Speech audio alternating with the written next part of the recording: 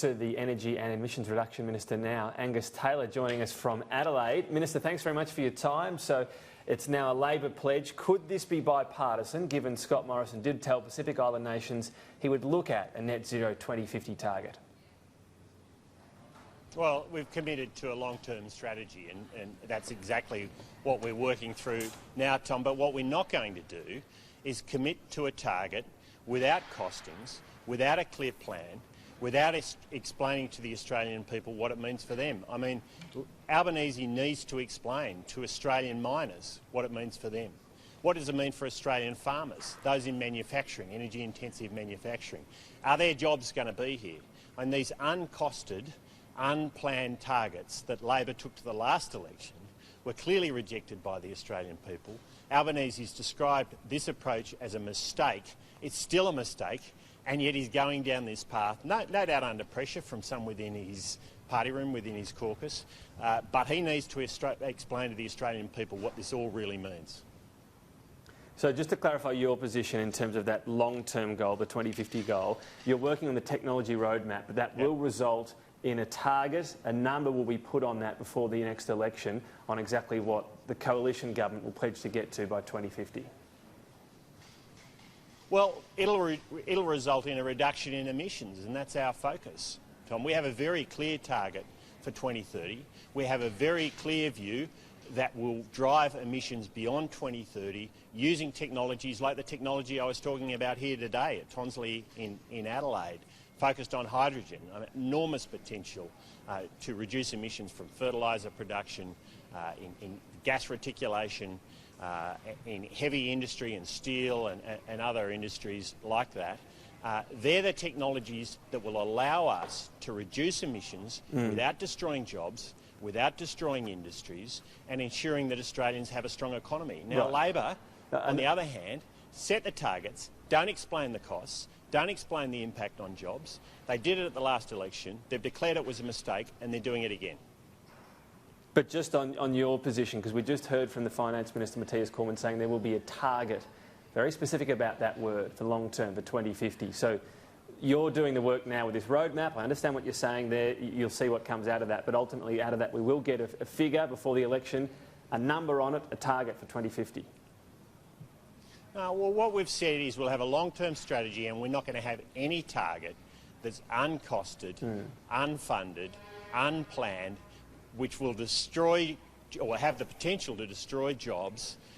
We're not going down that path, Tom, and this is what we're seeing Labor do. But you just said strategy to start and target. Just trying to clarify. So will you have a target for 2050 or just a strategy? We've made very clear that we're focused on a long-term strategy and that technology will be central to it, and the focus will be on technology, but a strategy. Not taxes, Tom, not taxes. And we have a target. Does that mean Matthias Cormann was wrong then this morning? Target? Because he said target. Well, no, was Matthias Cormann wrong then? I'm telling you what our position is, and our position is that we are working towards a long-term strategy, a technology investment roadmap. We have a target for 2030. We'll meet and beat that target. We're going to meet and beat, overachieve on a 2020 target by 411 million tonnes. I mean, our focus is on actually delivering. And to give you a sense of what we're achieving on this, when Labor left government, they forecast that this year, with a carbon tax, emissions were going to be 100 million tonnes higher than they actually are.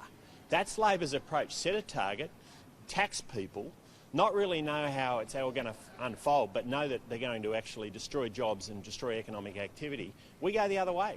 We say we're going to deliver, we're going to have plans in place which we know we can achieve the outcome, without destroying jobs, without destroying regions and industries, but we meet and beat those commitments. I'll just ask you one more time. I really want to clarify this. So Matthias Cormann was talking about a target. You seem to be emphasising a strategy. So before the next election, we have a target. We have a target for 2050. For 2050 though. We have it. We have a target, but what we're not going to commit to. There's not a 2050 some target. Other target out a long way from now, which is unfunded, uncosted, and unplanned, and that's what Labor's committing to today. Okay. They've done it before. They've declared it was a mistake and they're doing it again. Just on jobs, I know the government's saying, we cannot lose jobs. Transition obviously does happen. I'll put one thing to you. Automated cars are probably going to come into the economy in the next 10 years or so. We could see tens of thousands of jobs go for delivery drivers, but presumably we're not going to stop them coming into the market, are we?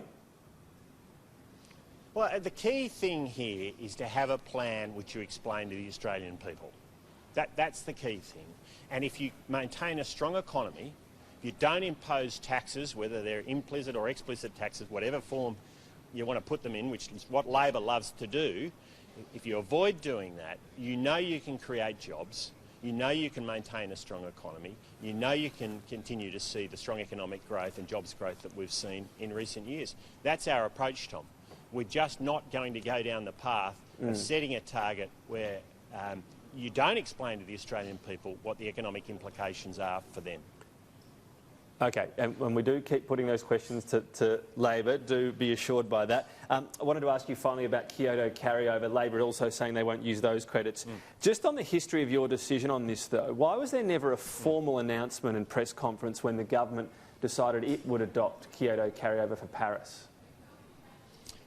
Well, let's go to the history, Tom, and it's a good question to look at the history. Labor committed to Kyoto on the condition that they could use carryover credits.